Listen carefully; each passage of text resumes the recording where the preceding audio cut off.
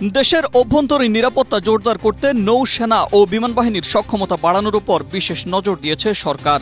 এর অংশ হিসেবে বিমান বাহিনীর জন্য বহুমুখী যুদ্ধ বিমান, অ্যাটাক হেলিকপ্টার, আধুনিক ড্রোন সিস্টেম, অত্যাধুনিক আকাশযান সহ বিভিন্ন ধরনের উন্নত যুদ্ধ সরঞ্জাম কেনার প্রস্তাব করা হয়েছে। একই সঙ্গে সেনাবাহিনীকে বিশ্বাসযোগ্য প্রতিরোধ সক্ষমতা সম্পন্ন বাহিনী হিসেবে গড়ে তুলতে আধুনিক অস্ত্র, গোলাবারুদ ও প্রয়োজনীয় সরঞ্জাম সংগ্রহের পরিকল্পনা রয়েছে। পাশাপাশি নৌবাহিনীর সক্ষমতা বৃদ্ধি ও আধুনিকায়নের জন্য নেওয়া হয়েছে সমন্বিত উদ্যোগ।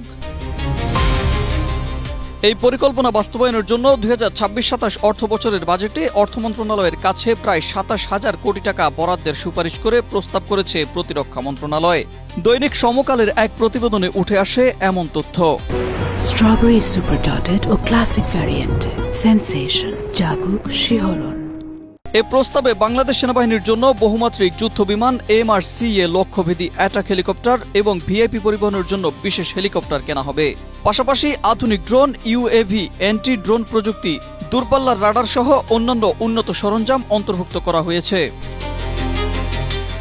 সেনাবাহিনীকে আধুনিক ও শক্তিশালী করতে আধুনিক অস্ত্র, গোলাবারুদ ও সামরিক সরঞ্জাম কেনা হবে।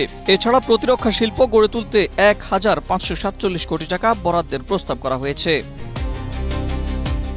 এছাড়াও দেশের আমদানি রপ্তানি ব্যাপকভাবে সমুদ্রপথ নির্ভর হওয়ায় দেশীয় জাহাজ নির্মাণ শিল্পকে কাজে লাগিয়ে 4টি বড় টহল জাহাজ নির্মাণের পরিকল্পনা করা হয়েছে এবং সাবমেরিন ঘাঁটি পেকুয়ার জন্য একটি কাটার সেকশন ড্রেজার, 4টি ভিসেট, একটি প্রশিক্ষণ সিমুলেটর সহ অনেক কিছু কেনাকাটার পরিকল্পনা করা হয়েছে। সামরিক বিশ্লেষকদের মতে এ পরিকল্পনা পরিবর্তিত ভূরাজনৈতিক প্রেক্ষাপট এবং ভারত মহাসাগর ও বঙ্গোপসাগরে ক্রমবর্ধমান পরাশক্তিগুলোর প্রভাব মোকাবেলায় বাংলাদেশের প্রতিরক্ষা খাতে গুরুত্বপূর্ণ ভূমিকা রাখবে।